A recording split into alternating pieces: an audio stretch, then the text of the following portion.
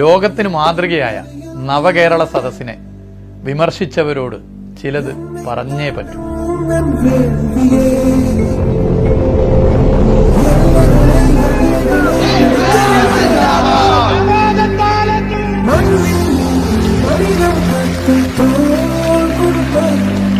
ലോക ചരിത്രത്തിൽ ആദ്യമായാണ് ഏതെങ്കിലും ഒരു മന്ത്രിസഭ ജനങ്ങളെ കേൾക്കാനും പറയാനും നാടാകെ സഞ്ചരിച്ചു.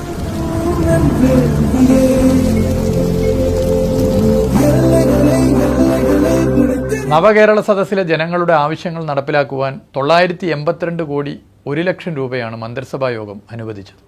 എല്ലാ നിയമസഭാ മണ്ഡലങ്ങളിലും 7 കോടി രൂപ വീതമുള്ള വികസന പ്രവർത്തനം നവകേരള സദസ്സിൻ്റെ ഭാഗമായി നടപ്പിലാക്കും. നവകേരള സദസ്സ് ബഹിഷ്കരണത്തിന് നേതൃത്വം നൽകിയവർ അന്ന് സ്വീകരിച്ച നിലപാട് തെറ്റായിരുന്നുവെന്ന് മനസ്സിലെങ്കിലും പറയാൻ തയ്യാറാകണം.